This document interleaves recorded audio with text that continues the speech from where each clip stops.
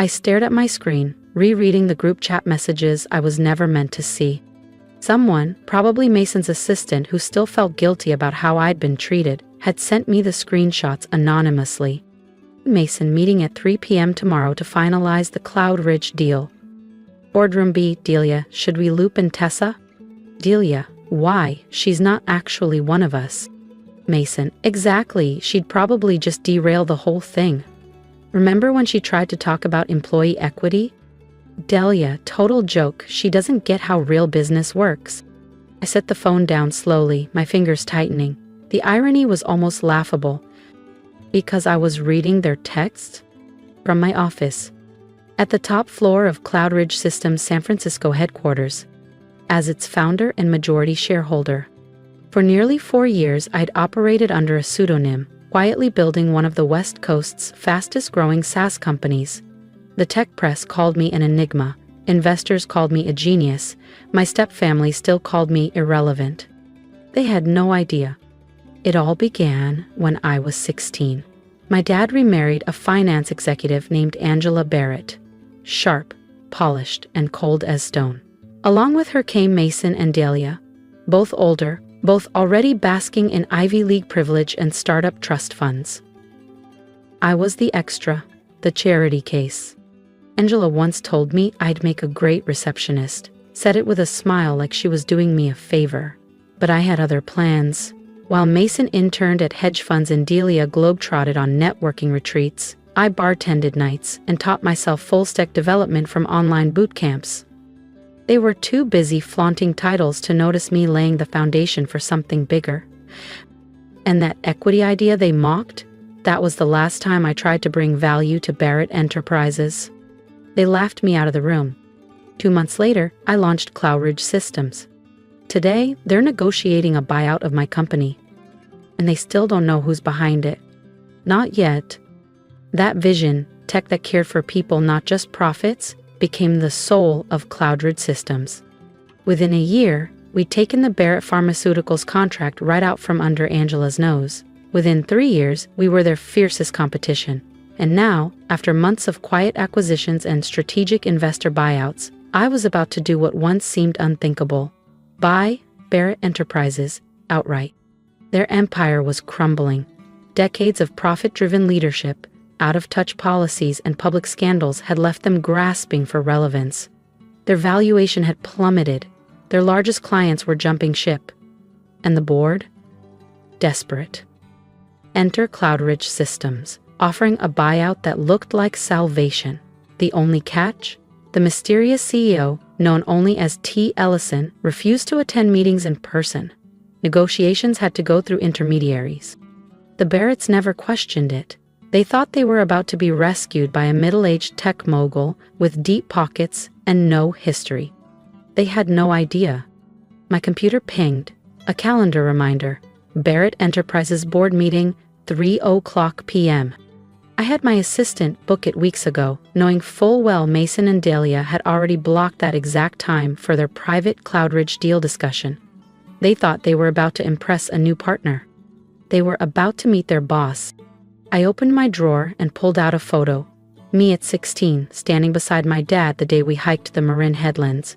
He passed away 2 years later from a stroke, leaving me with nothing but memories and a stepmother eager to erase his existence. D'Angela absorbed his modest consulting firm into her empire and shut me out completely. "You're grown now," she'd said, not long after his funeral. "Time to find your own path." So I did.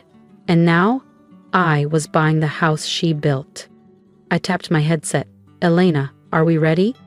"Yes, Miss Ellison," she replied. "Legal's on standby. Their board just needs to sign. And Mason and Delia still think T. Ellison is some old Silicon Valley recluse." I smiled. They'd swooned over a Forbes profile we planted last year. An older man, wise and reserved. Exactly their idea of power. "Good," I said. "Make sure the boardroom camera's rolling. I want their reactions documented." Then I stepped into the private bathroom. The woman in the mirror was unrecognizable from the teenager they once dismissed. Straight posture, impeccable suit, hair smooth, smile steady. Let's show them who I've become. The final piece of the illusion slid into place. a pair of sleek designer glasses. I didn't need them, but they softened my features just enough. For anyone who hadn't seen me since I was a teenager, I'd be just another polished executive. Mrs. Ellison, Elena's voice came through the intercom, calm and efficient. The Barrett siblings have arrived. They're in boardroom 3B. And the camera? Live feed is running. Would you like to watch? I tapped my laptop and opened the stream. Mason and Delia Barrett, still smug, still dressed like they walked out of a luxury brand catalog. Mason was scrolling through something on his phone, showing Delia with a smirk. She laughed. Sharp, fake, familiar. "Can you believe Tessa actually applied for a job here?" Mason said. "As a product manager, like Cloudridge would hire someone like that." Delia snorted. "Did you see the resume? San Jose State? Please. I heard she's stuck writing code for some nobody startup." Pathetic. I didn't flinch, because they were supposed to say that. I wanted them to. That resume was mine, a fabricated identity, an outdated photo, carefully planted bait. I'd known they'd mock it. They thought I wanted in. They had no idea I'd already built the house. I checked the clock. 2:25 p.m. Almost showtime. "Elena," I said into the mic, "please let the Barretts know the meeting will begin a few minutes early. And when you announce me, refer to me as Miss Ellison." I stood, straightening the lapels of my black suit. I gathered the folders with the final documents. 15 years of being dismissed, pushed out, called a disappointment, of watching them waste every opportunity they were handed, it all led to this room, this moment. I thought of my father, how proud he'd been when I built my first app at 13, how he told me that success wasn't about inheritance, it was about resilience, about building something from nothing. "Ready when you are, Ms. Ellison," Elena said. I took one last glance in the mirror, adjusted my glasses, picked up the documents, and I walked toward boardroom 3B. Each click of my heels on the marble felt like justice. Through the glass, I saw Mason and Delia still laughing, still comfortable, still clueless. Elena stood by the door, composed as ever, one hand on the handle. She had been with me since the early Cloudridge days, one of the very few who knew everything. "Shall I announce you?" she asked softly. I nodded. "Let's begin.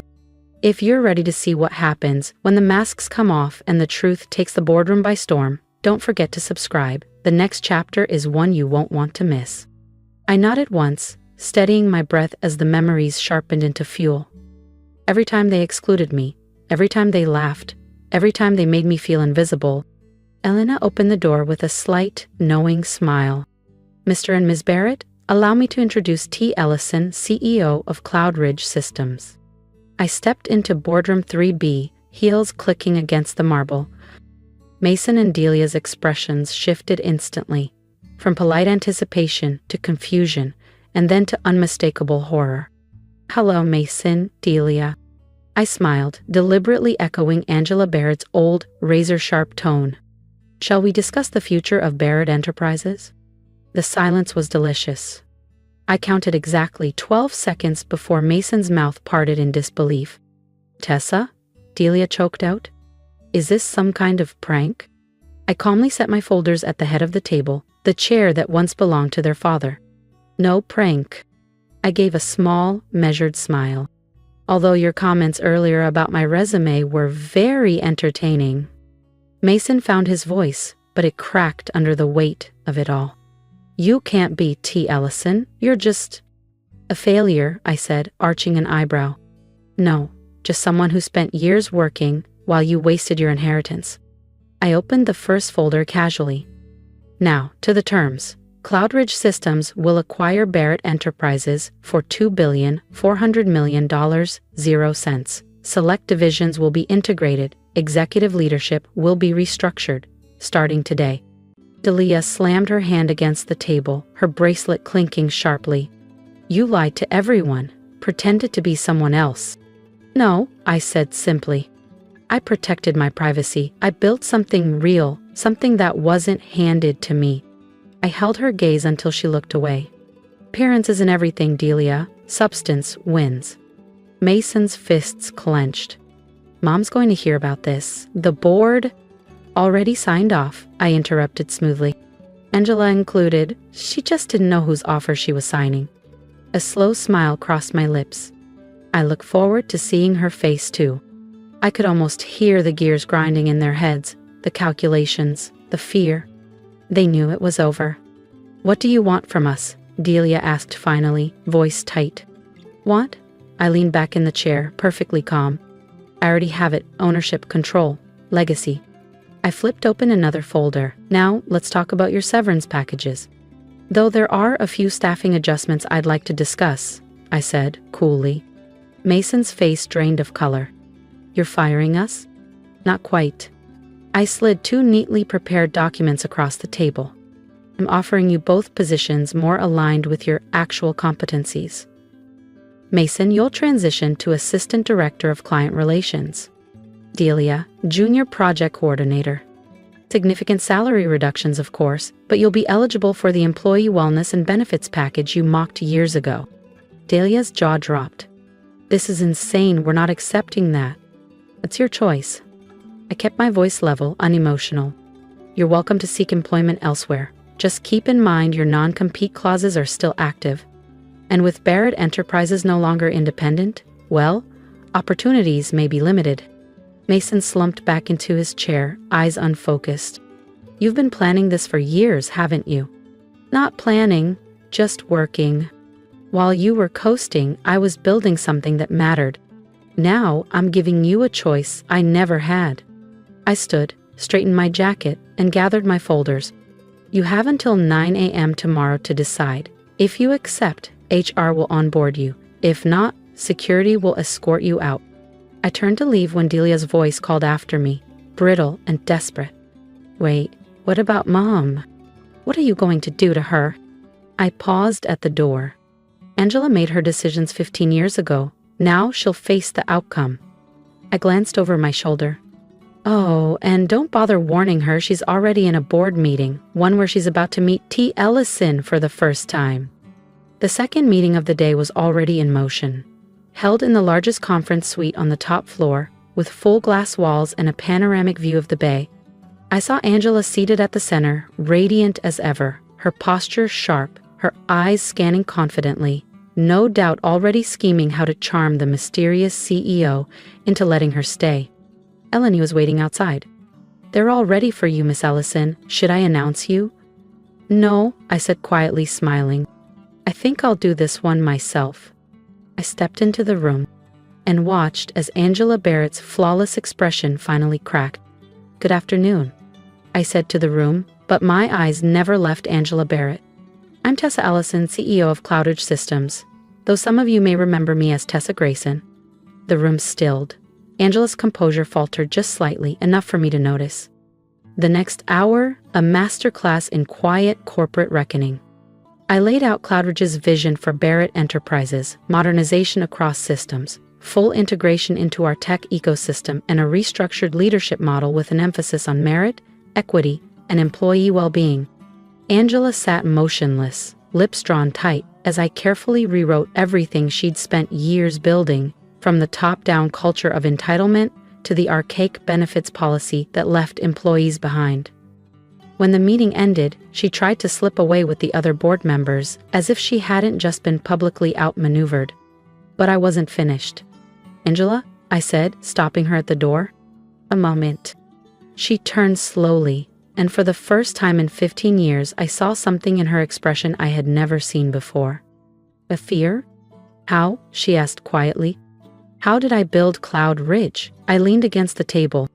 How did I buy out the company you thought I was never good enough for? Same answer. I worked for it. While you shut doors, I built new ones. She said nothing. This isn't revenge, Angela. This is justice. This is a lesson that success isn't inherited. It's earned. With grit, with purpose, with people who believe in more than image. She flinched, just slightly.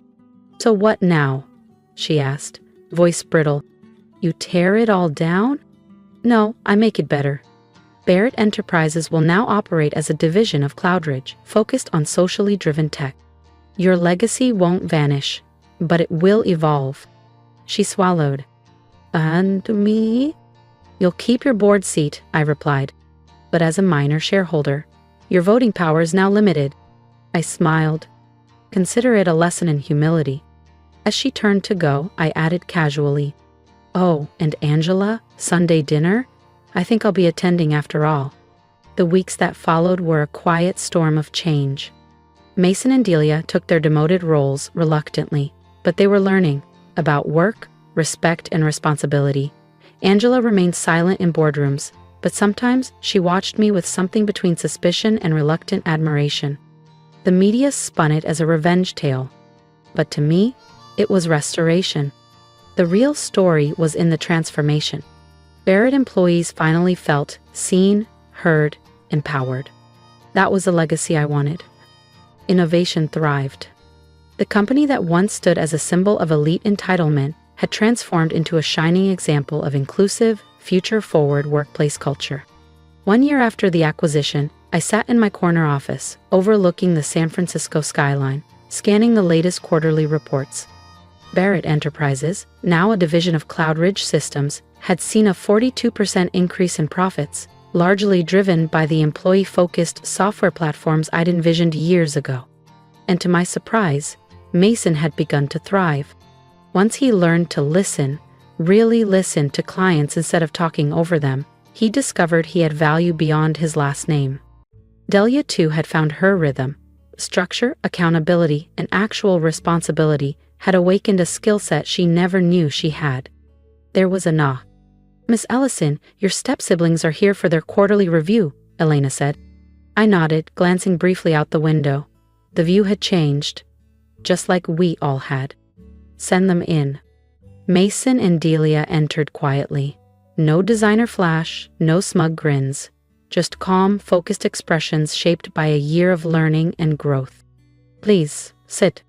I gestured to the chairs across from my desk. "Let's talk about your progress." As we reviewed their development goals, I thought of my father, of how he believed that true success wasn't about defeating others, but about rising into the person you were meant to become. I hadn't taken over Barrett Enterprises for revenge. I did it to prove a truth they never understood. That merit, not privilege, defines real legacy. And maybe, just maybe, by rebuilding what they once took for granted, we all became something greater than what we were. Not out of spite, but purpose. And in that, I found something better than victory: peace. If this story struck a chord with you, I'd love to hear your thoughts in the comments. Tell me, have you ever been underestimated, dismissed, or excluded by the people who should have supported you most? I built Cloud Ridge not just to succeed, but to prove that quiet determination beats loud entitlement every time. If you're on your own journey, remember, your value isn't defined by your past, it's built by your choices. Support the channel by subscribing, and let's keep these stories alive. You never know who needs the reminder that rising above is always possible, even when no one believes in you.